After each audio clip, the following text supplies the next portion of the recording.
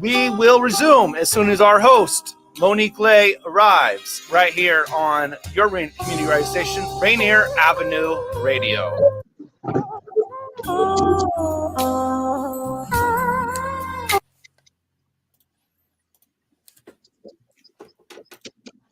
Good afternoon, Rainier Avenue Radio audience. This is Monique Lee from Afternoons with Monique. In honor of History, a Women's History Month, I have the pleasure to invite two distinguished guests to come on my show today. My first guest is a household name in Washington State. She is a name that needs no introduction. Lori Matsukawa is an award-winning broadcast journalist with 40 years in the industry. Recently, she retired after 36 years as an anchor and reporter at King TV in Seattle, where she previously anchored. She reported and produced newscasts in Portland and Redding, California. Lori's distinguished career include numerous awards, including Communicator of the Year, Lifetime Achievement Award from the Asian American Journalists Association, and induction into the UW Communication Department's Alumni Hall of Fame. She is a department's Distinguished Alumni Award, and in 2014, she was induced into the Silver Circle of the National Academy of Television Arts and Sciences Northwest Chapter. Please welcome Lori Matsukawa to Afternoon Community. Thank you, Monique, and that was a very kind introduction. Thank you for having me on. And before we go any further, I would like to extend my deepest condolences to the family members of the victims of the Atlanta shootings. It has been a very difficult week. Hearing the news and watching how the investigation has unfolded, we realize that this is just the latest incident of anti-Asian racism and hate exhibited in our country. There have been a growing number of these crimes, and we just have to continue to push for its resolution. This kind of things should not be happening. Yes, I am so disheartened by that news, and we're going to talk about some of the incidents that are recently rising. But before we get into that, let me introduce our second special guest of this afternoon, Kathy Hsieh.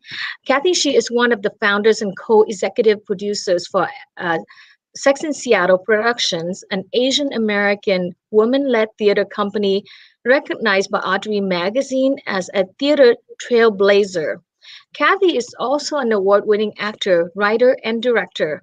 She has been honored by the National Association of Asian American Professionals in Seattle as Artist of the Year, Seattle Theater Writers Gypsy Award for Excellence in Playwriting, Verizon's Asian Pacific Islander Bash Innovator Award, International Examiner Community Voice Awardee in the Arts, and Gregory Award for Sustained Achievements. Numerous awards have been bestowed upon Kathy Hsieh. Please welcome to the show, Kathy Hsieh.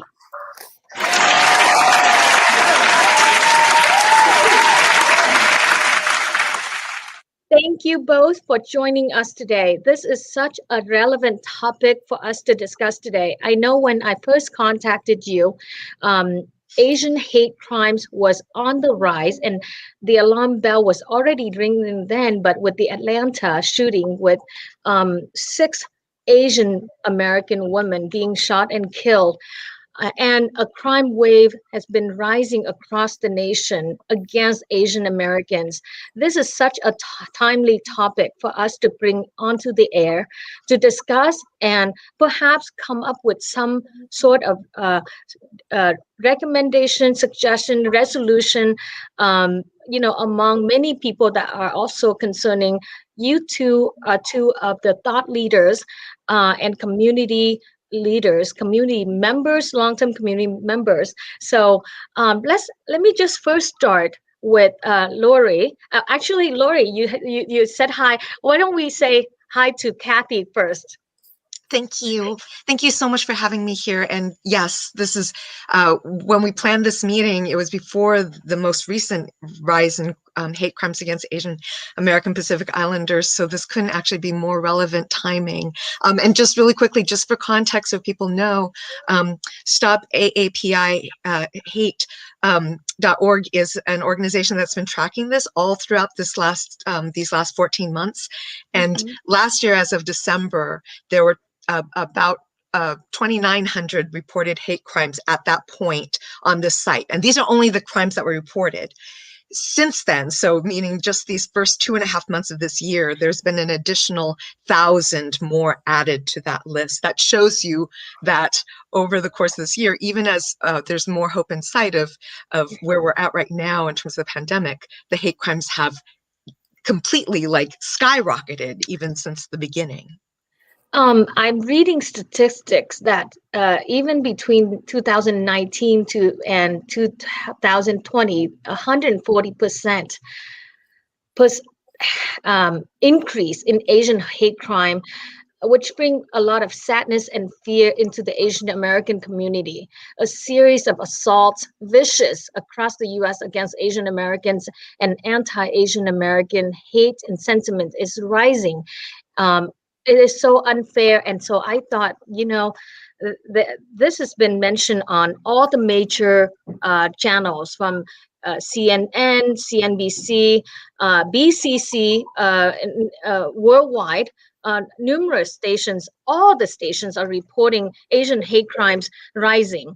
Yet we haven't seen major, we've seen rallies and we've seen vocalizing, but we have seen nothing to the magnitude that you see in the African American community, the loud noise and the voices. And I'm just another, and you two, the three of us, is just another 3 additional voices to bring this awareness and ringing this bell against Asian hate in the community in Washington State. So, Lori, you and I have spoken, we have spoken previously. Let's start off with what is model minority myth? The model minority myth is part of this problem. We were told in the 60s, according to a scientific study, that Asian Americans were the model minority. They went to school, they got jobs, they paid their taxes, they didn't have any problems, certainly not mental health problems. And so we were portrayed, not by ourselves, but by others, as the perfect citizens. And we believe that at the time, we have realized over the years that this was a way to divide communities of color. It was a way to answer, if you will, the Black community that was saying, we need fairness, we need equity, we need to be treated differently and better in order to succeed. And they were trying to pit Asian Americans against Black Americans. And we realize now that that is bogus. It is an attempt to divide us rather than bring us together. And it seems like a way to divert the conversation away, the inequity and injustice from 2 communities that being contrasting against each other. And it's oppressive to expect Asian Americans to conform to the image that seemingly ideal, but in fact it is oppressive and holding us down. What is that ideal? They're quiet. They don't shout out. They don't report crimes and injustice against themselves and their communities. So we were stereotyped as the silent, obedient, model minority. And as a result, we are suffering as a community, right, Kathy? Yes. And in fact, if you actually look at media patterns throughout the decades, you'll actually see that a lot of media sources, even when Asian Pacific Islander Americans were standing in solidarity in the 50s and 60s alongside with African Americans and Indigenous people and Latinx communities, those were actually underreported. And it was, again, to uphold this image that we don't speak out and up. And that has actually really hurt hurt our solidarity efforts across racialized communities.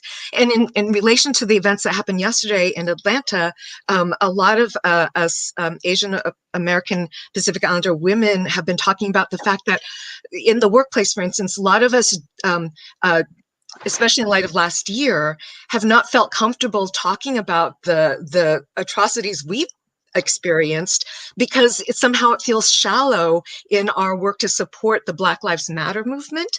And yet these are voices that all need to be heard together because we can actually all support each other across racial lines. So a lot of the work we're actually encouraging right now is for communities of color to work together to really center the disparities that are happening all across for so many of us, and that our strength in numbers is actually going to be what can actually lead to true equitable change. I believe that the media attention up until now has actually encouraged President Biden and Vice President Harris to speak out on this issue. They are going to Atlanta tomorrow, and they're going to address the issue of anti-Asian hate. So this shows what media coverage and media attention and community solidarity can do. It can bring the president to the scene of the crime and have that president talk about it. And this is what we need. We need to bring it to the forefront and say, this is happening. The statistics that you showed, Monique, showed that most of the people who are victims of anti-Asian hate crimes tend to be women. More than 2 times more women are attacked and harassed versus men. They tend to be elderly, and they tend to be children who are bullied and harassed. And so there is a definite, purpose to this kind of harassment. They're targeting the least likely to report, the most vulnerable people, right? The most vulnerable society. People. Right. Asian American community is under attack, no doubt about that. So that is why I have this topic on the air so that we can bring awareness to the local Washington state. And Lori, you are a household name for the last 35 years on the air. What have you seen as the change from 35 years ago until now? And of course today we have so much Asian hate spike that recently have brought to the forefront of the public, but we have not seen much. Well, we have President Biden going in front of, I believe, in front of the Executive Order Committee to talk about this. You said tomorrow? He's going to Atlanta to address the people because it is so current and it is so raw, and it has horrified good people across the country who are and Asian American communities who are now fearing for their lives. They're experiencing anxiety, outrage, horror. They are under attack, as you said. Let me talk a little bit about what this kind of environment does. People who are Asian Americans, Pacific Islanders, and their allies have to make a decision. Am I going to fight this where I am, inside the system? Because we know all systems are racist, but we have to figure out and answer for ourselves. Am I going to fight this inside the system, or am I going to fight it outside the system?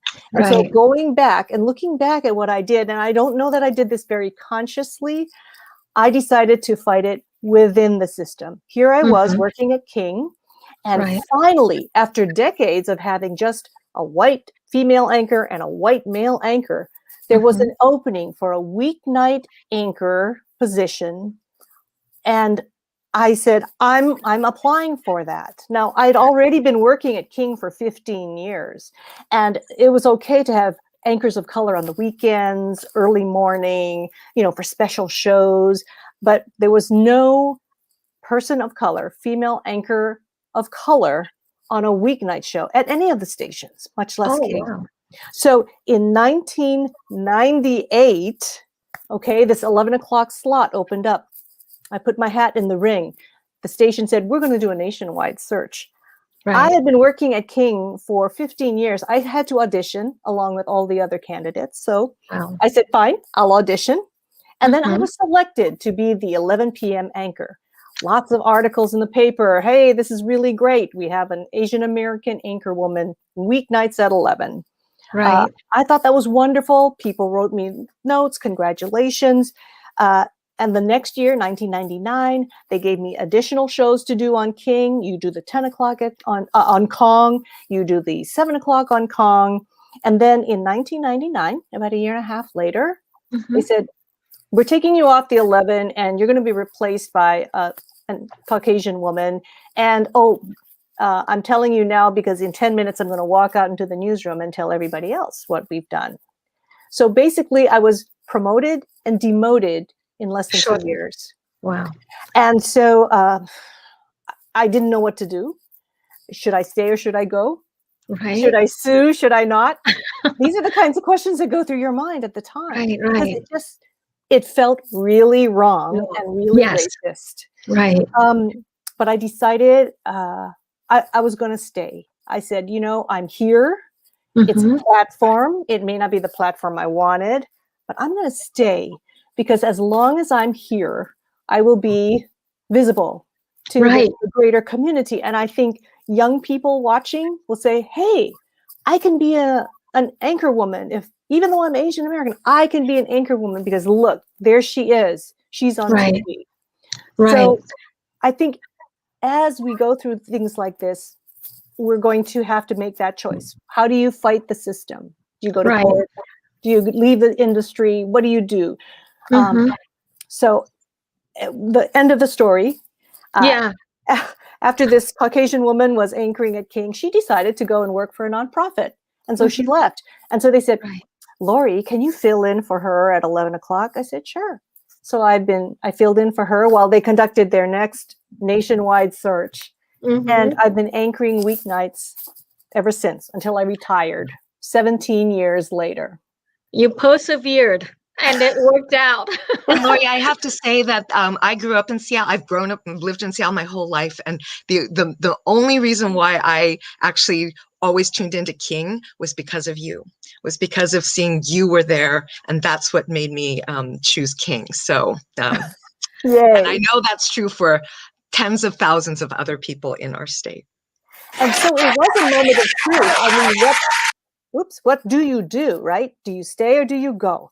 And I guess at the time I said, I'm staying. I'm going to take a stand. And so it's important, I think, that during that time when I was promoted and then demoted, the community came forward. Letters from all different communities, people of all different colors were saying, wait, what happened to Lori? So there was an outcry of support. But then there were 2 years of, okay, let's get through this thing. Right. And bing. So I don't want people to think it was just easy that Lori, she just kind of cruised in and got this job.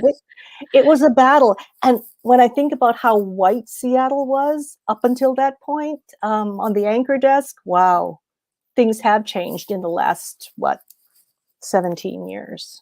And now we see more Asian American anchors and reporters in different stations. But I think, your endurance, your tenure at the station at King really speak to the fight and the tenacity that you possess. And the show, we don't just talk about the issues that we're facing, but how the individuals, the professionals such as Lori, such as Kathy, had endure and persevere to get here.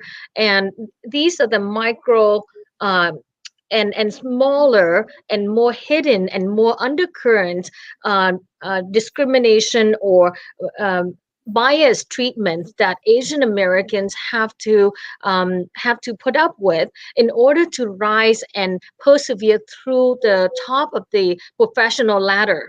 So, I'm so appreciative that, Lori, you share that story with us, because I have my own story, and I'm sure Kathy has her story about how Asian Americans, and we'll get back to the more serious hate crime that is alarming the nation, but the devil's is in the details. God's is in the details. In other words, some people will say. So, Kathy, in your theater world, you also experience other type of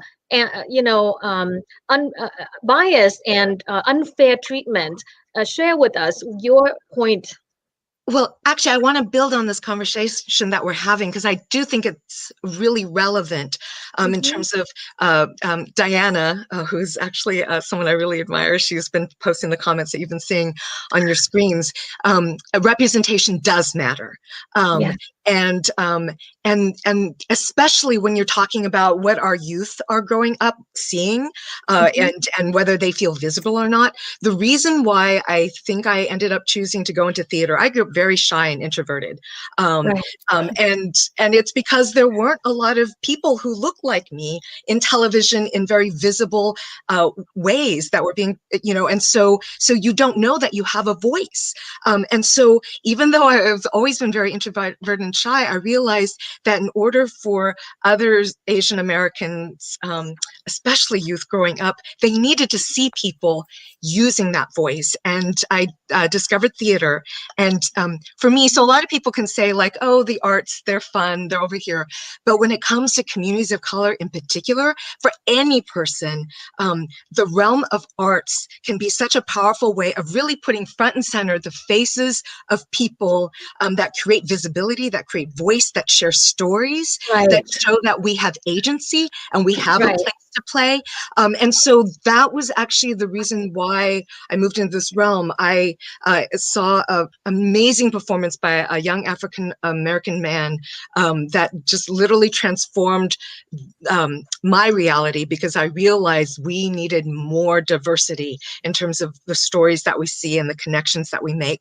And the reason why me and a group of my friends, women, Asian American women, started 5's Productions was specifically for that reason. We realized that all the stories that were out there that portrayed Asian American women in film, in media, on magazines, even what was portrayed in the news, were very stereotypical ways of exoticizing who we were, that always portrayed us as the foreigner, the other, that we're not sharing our Asian American experience. And because of that, it then frames how everyone views us. It even frames how news people, white male news producers, for instance, even choose stories to be shared because they're building off of the stereotypes of what they know as opposed to the reality of who we are. And so in relation to actually the hate crimes, the victimization of these women that happened yesterday or Tuesday now, is that even though right now they're still investigating whether it's truly a hate crime, but what has been clear is that they were targeted because of the way that Asian and Asian American women in our country have always been commodified in how we view them. Even the first Chinese women, who were the first Asian women to allowed to come into this country, wives were not allowed to come in. Women just coming to this country was not allowed. That women were actually barred from it legally, from coming in. But it was because of the human trafficking, basically. And so already we've set up a historical precedence of how we are viewed and valued. And so a lot of what we do as artists, as people of color, Black and Indigenous and Asian Americans and Latinx people have used our art forms to do is to actually give voice to what are our real stories. And even just looking at the most recent, the Oscar race, the very first Asian American person, Stephen Yeun, was finally was nominated as Best Actor. We have actually yet to have an Asian American woman nominated in any of the acting categories, and it's only been Asian women who have, and it's because, again, the only roles that have been significant enough to even garner attention have been these foreigner, exoticized Asian female roles. That, again, shows you how systemic all of this is. So in terms of, if we look at those crimes yesterday, it does completely relate to the ways that Lori and I and so many other Asian American women have chosen to make change, using art, using broadcast journalism, using whatever place that we can find a crack in the door to get our foot Right. into to make a difference. I want to add on that very quickly. I know we have just a few minutes, but last night I had a conversation. I was part of a conversation with other Asian American journalists, most of them women, of course. And they were so frustrated because they were tired of being dismissed, their opinions minimized, their ideas for coverage of this story poo-pooed. They were not seen. And they were to the point where they're saying, I'm so tired. I want to quit. I want to leave. And I would just encourage all Asian American women in all fields, journalism, theater, workplace in the health field, all Asian American women. Sports coaches. Sports. Go ahead. You have to make a decision. Am I going to fight it? And if I'm going to fight it, am I going to stay in the system or am I going to fight it outside the system? But please don't leave. Don't leave the battle. And we can work in solidarity, just like you are supporting and mentoring so many women, Lori. I do the same in my field. We need to work together. The systems have made it so that we feel like we're in competition for that sole female job that they've created, when in reality, we are stronger together and our voices are going to be amplified if we support each other and help bring up and mentor younger women coming into our fields instead of feeling that they are our competition, because that's how systemic oppression has always worked. Well, we only have about 30 seconds left, but this is such a relevant topic, and we will continue to address this and ring the bell on this issue. Asian Americans are under siege. Please, I'm calling for all civilized, compassionate, and responsible members of our community to commit to reduce violence in our society, practice respect, encourage empathy, raise awareness, and cultivate compassion. This is a call to conscience that I'm pleading to the community to come together. All communities come together to support Asian Americans in this time of need. This is Monique Lee with Afternoons with Monique, and you are on Rainier Avenue Radio. Thank you so much, Lori Matsukawa and Kathy Hsieh, for coming on our show to address this topic today. Thank you for having us. Thank you. All right. Next week, we will have another guest on Thursday at 1 p.m. But everyone, this month is Women's History Month. Please tune into the radio station, Rainier Avenue Radio.world, to see our lineup of women's guests to honor our historical month. Thank you so much, everybody. Have a great afternoon. Bye now.